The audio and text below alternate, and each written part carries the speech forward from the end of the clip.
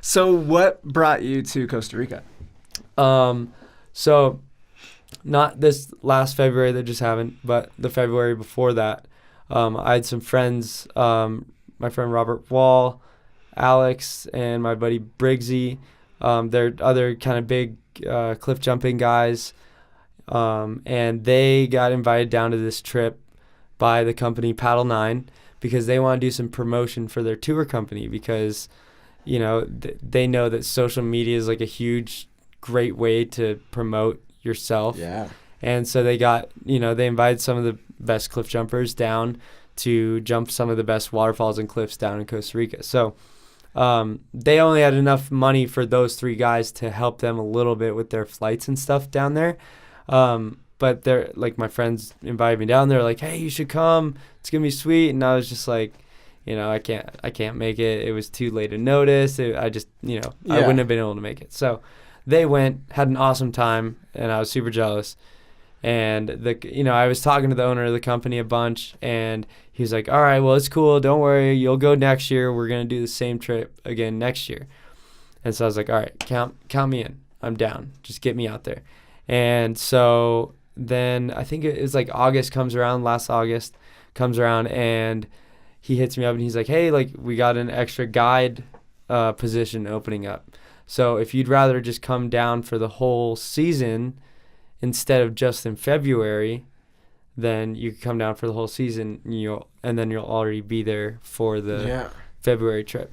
And I was like, yeah, totally. Like, cause I get out of winter? Yeah. Yes, I was like, wait, I don't have to be cold? Like, yes, of course. So basically, it was just a waterfall guide, paddleboard guide job down in Costa Rica in Manuel Antonio. It's like the most beautiful place in Costa Rica. It was awesome. Like super chill vibes. Everyone just like, they have the whole Pura Vida saying there where it's just pure life, simple life. Yeah. And they say it to everyone. And, I almost thought it was like this tourist scam. Like they would say it so much. Mm-hmm. And I'm just like, but then living there, I see that they live that. Like they live the simple life. They don't need all this extra stuff. Everyone goes to see the sunset every night. Everyone makes it a point to like be outside during like Christmas and New Year's. Most families pack up all their stuff. I'm talking like full size grills, like backyard grills that most people here just like leave in their backyard for years. Those massive grills, they'll put in their truck and they'll take it out and they'll go to a beach, set up camp for like a week or two during Christmas and New Year's. And they spend all their time in the rivers or in the beaches just hanging out outside with their family. It's crazy. Yes, dude. Yeah. And people live on so little, and just so many people kind of, just live off of the land too. Like we would take people to this tilapia farm by this really popular waterfall there, and it was like there's no electricity used whatsoever, like at all. It was just this farm to table tilapia farm, and they get the water from the river, all the fish, they keep them all in the same size, or they keep all the fish like with the same size fish, so that like, because tilapia get a bad reputation for like bottom feeding or like being like, basically like poop eaters. But that only happens in like huge factory farm settings where there's 100 different types of fish, and huge fish, small fish. Of course, the smaller fish are going to not get the food when they drop the food, because the big fish are going to go get it. Yeah. And so they're going to have to feed off the bottom. But this place, it had like separate pools, like all this crazy stuff, wood fire that you like call it in and like say like, oh, we have 10 people, we want this many fish. And then they would literally go down and catch it. There's no like refrigeration or anything needed for any of it. They just caught it and cooked it. I need an 8-inch. Yeah, so I had like a whole fish every day pretty much while I was in Costa Rica. Wow. Almost every day I was working, which was a lot. That's crazy. Yeah. That's so cool. But we don't have the luxury of having that here. Well, right. Yeah, no, totally. It's different. It's definitely different scenario. Well, but you can take the same principles, right? Of just like not needing so much extra. Yeah. Like I'm fairly convinced that having nice things, I have no problem against it. Like I want everyone to have nice things, but also like doing it well within your means and like living below your means to where have whatever you can that's nice, but also like there's so much more freedom in having like a slightly used car that doesn't have a car payment, right? Instead of having something that's maybe a little newer that you're making massive payments on. Yeah, and like the level of excess here just got so crazy and out of control that people just think it's normal. And like when I lived there, like in Capos and Manuel Antonio area, it's like these two little tiny towns right next to each other. And basically, when I was there, I noticed more than anything, like, yeah, just like there's no excess. They have exactly enough for what they need. Sometimes not enough because, like, you know, there's like 1 or 2 electronic stores there. Yeah. Like that, you know, your phone charger breaks, you go here or you go there. That's it. Here, if your phone charger breaks, where do you go? Yeah, Amazon.com. Any of the 12 gas stations. Amazon, gas station, Best Buy, Walmart, like, and they're all within 10 minutes from you. You know, there it's like you go to the electronics store down the road. That's where you go. Yeah. And if they don't have it, maybe this other electronics store has it. But I never felt like I was ever in a situation where I was like, oh, like I need something and I can't find it. Like they have everything you need, but it's like they don't have like all that extra shit. And you don't notice that some of that stuff is extra shit until you get back. And I'm like looking at my room with all my stuff and I'm just like, oh my God, why do I have all this? I just lived out of like a suitcase and a backpack for 6 months. And now I come back and it's a room full of stuff and I'm just like, oh, it's like chaos. Yeah, like, I can imagine. It's crazy. Our friend just got back from Thailand and she's going through like the same thing. Where she's like, she just called me the other day of like how overwhelmed she is being back in the States. Yeah. And she's like, this is insane. I spent a year over there and now like I'll go to like the grocery store and I'm just like, what's happening? Yeah. Like there's so much chaos going on. Yeah, I was shopping like farmers market only basically while I was there. Yeah. The grocery store argument is I can't imagine why there needs to be 100 different kinds of pasta sauce or what. It's probably even more than that, honestly. It's so crazy. I mean, I get that there's like a bunch of different companies trying to like, you know, small businesses trying to make their own pasta sauce and all these different things, but it's like, yeah, it's way out of control. When I got there, it's just, you know, you have, you know, like the cereal. Cereal is one thing where they have like maybe a shelf the size of like, let's say this wall. Like, yeah, if this like wall, maybe. I would say maybe even like half that. That's like their cereal. Even that seems pretty big. We here have a cereal aisle. On both sides. Entire, both sides filled like, like top to bottom cereals, which I love cereal. So I don't have a problem with that. Like, I love Captain Crunch and all that. But it is just crazy to see that. And they still have good cereals there. They still have Captain Crunch. Yeah. But they don't have like 6 rows of it. I think that's really the key though, right? Is like it's not that you have to live with less than what you need. It's you just have to kind of really reevaluate what it is you think you actually need versus like stuff that's fun to have, nice to have. Yeah. Like, I think and traveling is a good way to do that because you are so limited with whether it's just a backpack or whatever. Yeah, and you get to experience like other people's culture, right? Like you said, the Pure Vita like sounds pretty touristy and like cheesy, and then you got the opportunity to actually be there and live it, and all of a sudden you're like, no, that's actually a part of their life. Like you can tell. Yeah, and like I would talk to tourists every day. Like the people that we would take on tours are from Canada or the United States. Pretty much that's it. There's like maybe a couple from like the UK or something, but aside from that, that's the only people that usually would want to go on our tours. So, and that's why they hired me to speak English there, you know. But yeah, it's just everyone who would visit there, they would ask me, they'd be like, okay, so this Pura Vida thing, it's just a hoax, right? Like they're just like, it's just a thing they say to tourists. And I was like, no, it's like, it's real. They say it, they mean it, and it means everything. It's just like in Hawaii, they have aloha, or is it? Yeah, aloha is like their, or is it mahalo? Well, that's mahalo. Yeah, whatever those, like the Hawaiian thing where they have that, or is it aloha? Or no? Aloha is hello and goodbye, yeah. I'm pretty sure it's mahalo. Yeah, no, you're right, yeah. So, so it's just the same thing where it's just like, they say it for hello, goodbye, thank you, you're welcome, have a nice day, I'm having a nice day. Like like, what's up, everything. It's just, if you don't know what someone's saying, just say Pura Vida, and then they'll be like, everything's kosher. Yeah. Right on. That's awesome. Yeah. What were some of your favorite experiences when you were in Costa Rica? Yeah. Well, that trip in February was crazy. We call it Costa Flica. Costa Flica is basically just we get as much as the same trip that I was originally interested in Costa Rica about. We just did it again, but with more people this year.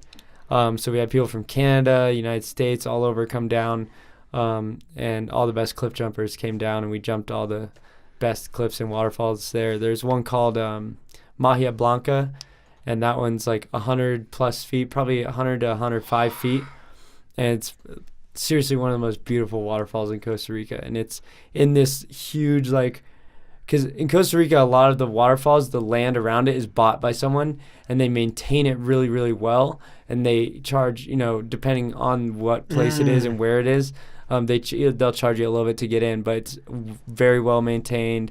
And this one sounds kind of worth it. Yeah, oh, it totally is. And this one had like an animal sanctuary there, and we worked out a deal with them where we'll sign all these papers, we'll shout you guys out, we'll help promote your waterfall in this place so that more people can see it. And then there's 9 of us cliff jumpers, we all jumped it. And there's like a huge crowd there for it. They had this like megaphone out, and it was just insane. And then the news came, like the Costa Rican news, and it was just it was so much fun. And that whole trip, we just jumped all the coolest waterfalls there, which was just epic. There's so many different types of ecosystems and different there's ocean, like super jungly places, there's super like barren, almost desert places there, and it's just it's so much diversity.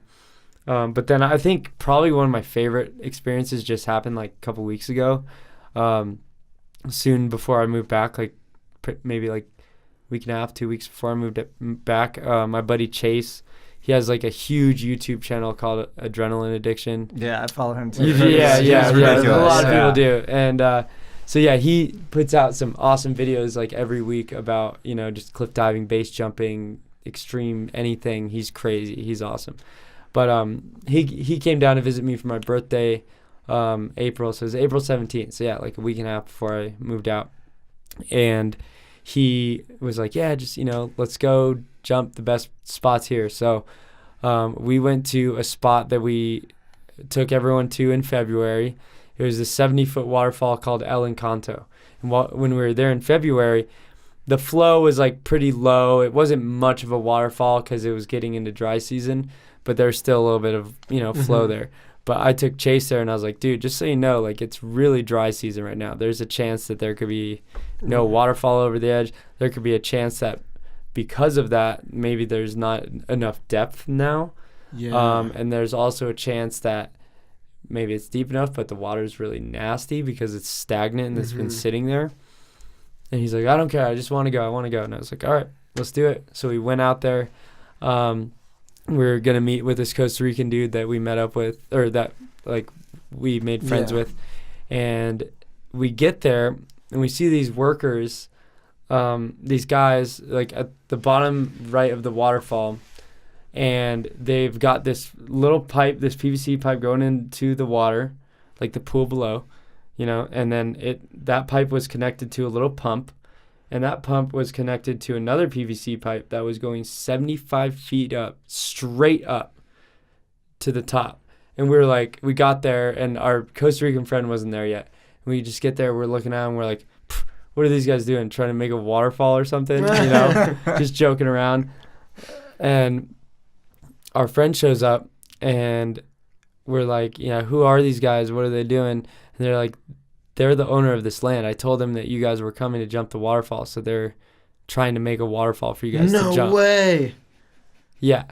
So literally, shout out to Costa Rica for being so down. This the thing about it is it's a 75 feet, a single piece of 75 foot PVC. I just don't even imagine how they picked that up, to get that up there, and how much time they spent to do that. Yeah, how do you even? in the size of a pump required to get the PVC this pump pipe? was like, it could fit on this table. Like 2 of them could fit on this table. It was not a big pump. It was just like, this little tiny thing. And we were just almost laughing at them. Like, before we knew what they were doing, we were like, come on. Like, that's never going to work. Because we could see them trying to turn it on and trying to get it. There was a guy like looking down in the tube. So we were like, okay, they are trying to pump water up, but we kind of figured there has to be a different reason. Well, yeah, and then we were like, okay, well maybe they're trying to make a waterfall, but like, so for tourists, like maybe the waterfall is about to open, like maybe they're starting to let tourists in or something, or they're getting it ready so that if a tourist does show up, that there's water coming off the edge and it looks pretty or whatever, But it was for you. Yeah, and they literally did it all for us, and must have spent like 6 to 8 hours before we got there at 11 or noon. So they had to be working on that for a long time before we got there, and then they finally got it. Once our Costa Rican friends got there, we hung out, because once we found out they were doing it for us, we were like, I mean, you didn't really even have to do that. We would have jumped the cliff anyways, but they wanted to do it because they wanted it to look like there was water coming off the edge. So we waited for them to like set it up, because we're like, okay, let's give them a minute. Maybe this could work. And sure enough, they turned the pump on once, and he was like shaking it around in the water, and then all of a sudden, like, this thing's going straight up, right next to them, right above them, and all of a sudden water just starts squirting out, squirting out of the top, just popping off like crazy. And everyone just starts cheering. We're like, oh, yeah, it actually worked.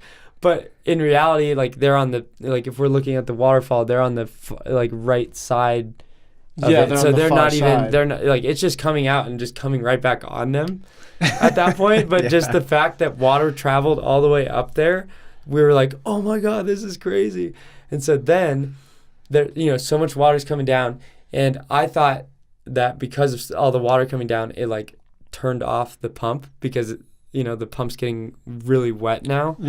But I guess they turned it off and they like left, and our friend said, okay, they'll be back in an hour and then we'll jump. And we're like, okay. so the pump's not broken? Okay, whatever. Well, I'll just trust you, man. And so sure enough, an hour later, they come back with another piece PVC pipe and an elbow piece. So at the very top, they hooked an elbow piece to that one and hooked another pipe to that one, so that it's going over the edge, like, so it's like going right next to the edge, spilling over the edge. And then they turned it on again. Sure enough, it worked, got all the water up there, and then it turned off, and we're like, oh no, like, and then we were like, all kind of bummed out, because I ran up there because my buddy Chase was just going to go first, but then we kind of decided that we should wait, and I ran up there to jump. And right when I got up there, because they tested it while he was up there, and it started working, but it turned off, like I said. Then I ran up there because I was like, oh, if it's working, like, I want to go right now because it may never work again. And then I got up there, and right when I got up there with him, they finally turned it on, started flowing, and we're like, all right, it's time to jump now. Like, let's do it. So we both did like a tandem gainer off of it, and then we both walked back up 2 more times to jump again. And it was just the guys there, like the locals, the people who own the land, were so stoked. Like, there's this little kid just like sitting in awe. They said they brought like some snacks and some food and some drinks. They were just set up. Like a 90-pound grill. Yeah, probably. Yeah. If we were there for another hour, they probably would have.